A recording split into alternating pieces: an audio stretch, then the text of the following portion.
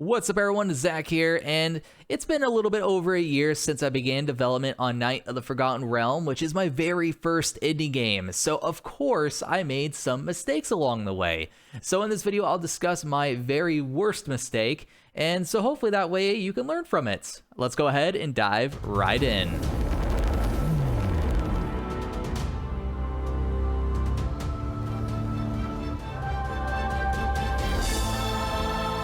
Alrighty, so if you may recall from my 1-year game development video, which will be up in the top right corner of the screen, I got a Steam page live for Knights of the Forgotten Realm, so go ahead and wishlist the game. I appreciate all the wishlists. It helps out a ton on the Steam algorithm. Appreciate all the wishlists in advance. Will be linked down below. But in respect to mistakes, as a brand new game developer, of course I'm going to make mistakes, and I made a lot of mistakes along the way developing Knights of the Forgotten Realm, and I still will make mistakes as I finish development on the game. And so in my How Much Do Indie Games Cost video, which will be up at the top right corner right now as well, I discussed my budget for Knight of the Forgotten Realm, which is around $1,000. It probably will be around $1,500 by the time we're done with everything. But in it, you saw that I already purchased some voice acting, and therein lies the issue. I got ahead of things. That's my biggest mistake, is the fact that I ordered voice acting for an opening that I wasn't sure whether or not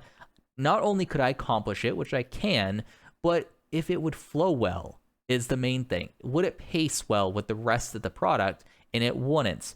And so I ordered a bunch of voice acting for an opening that basically has ended up not being what I actually want to do, because the more I implemented the opening, the more I realized there's a lot of exposition at the beginning of the game, and I needed to get rid of it immediately, because you don't want to sit through for about 5 to 10 minutes of just voice work back and forth. What is this, The Witcher?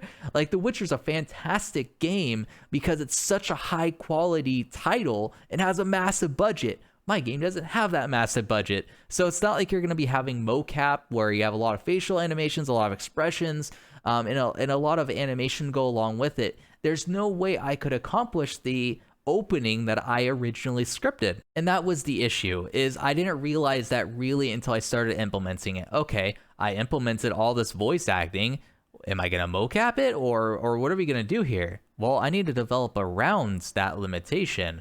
It would be cool if in the future, I'm able to do facial animation and whatnot for my voice actors, but the problem is that's a cost. You usually have to either have a metahuman head or develop a facial rig for your character, and then you have to go ahead and buy an iPhone if you want to do it the cheaper way, or a Kinect, I think, can also accomplish this.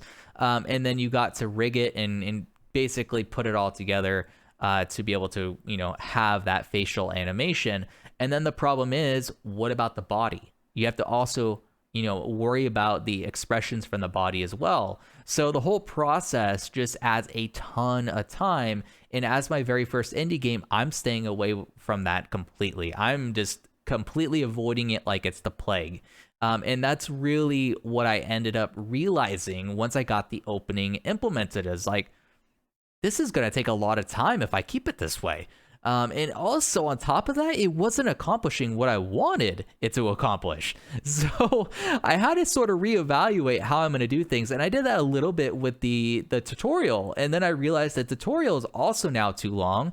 And I ordered all this voice acting that I'm not really wanting to use. I'm planning on using it as somewhat of like flashbacks and stuff like that. But it's not really something that I should have ordered until I realized 100% that that's how I wanted things. And that is the problem. That's the mistake that you need to avoid, is you want to utilize placeholders for as long as you possibly can until you reach a point where you know for sure that you have everything paced out correctly. Like, even if you were just recording your own voice as placeholders, ensure that the pacing is correct. So that way, when you go through and you finalize things, you aren't replacing things down the line and cutting things that you paid money to accomplish or made people spend their time on, right? It really boils down to the fact that I could have shaved off $50 from my budget if I didn't make this mistake. And that's the thing. It's not like a mistake that's going to destroy the development of Knight of the Forgotten Realm. It's $50. It is what it is.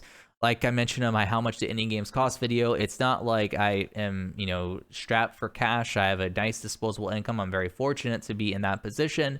So it's not like I'm going to miss that $50, but I am kind of annoyed that that $50 was not utilized on something better, something that actually will be utilized.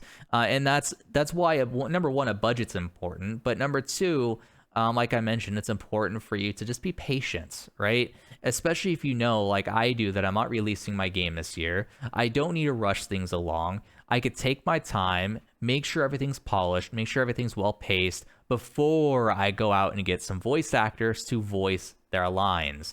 And then at that point, once I implement it, then it's perfect. It's ready to go, and I'm done. I don't have to worry about altering things in the future. So that's really just been my biggest mistake, getting ahead of myself, buying voice acting when I really should have waited to buy that voice acting. So hopefully you can learn something from that, right? Patience is key when it comes to game development. You want to wait until everything's laid out and you know everything's optimal before you start spending a lot of money making it look all pretty and making it live up to the vision that you had in place. It's kind of like my soul enhancement system, which I'll be delving into in one of my next devlogs. I redid it to be a 3D interface because I already tested out the concept of it being a 2D interface and I wanted to make it pretty. That's the correct way to do things. Test it out in an easy, simplistic way first, and then enhance it down the line. So hopefully that teaches you all something. And it could be applied not only to game development, but also other areas in life too. You could be more patient when it comes to getting a gym membership. Maybe do some exercise at home first. Make sure you're consistent before getting a gym membership, because maybe if you buy a gym membership for New Year's, you're going to just go once and then not go the rest of the year. And so you just wasted a bunch of money. Patience is key with everything in life. And that's something that I'm learning applies even more so to game development. And hopefully that also allows you all to sort of AoE learn along with me on what not to do. So once again, guys, if you can, please go wishlist Knight of the Forgotten Realm. I hope you enjoyed this video regarding my biggest mistake in game development. By no means is it a colossal mistake I can ever recover from, but it is a mistake that I hope that you all can learn from as well, because that's what this channel is all about. I'm taking along my journey of developing my very first indie game, so that way you can learn from my mistakes and hopefully ensure you're not making those same mistakes as well. Or if you're just interested in game development, you're learning some of the mistakes people make.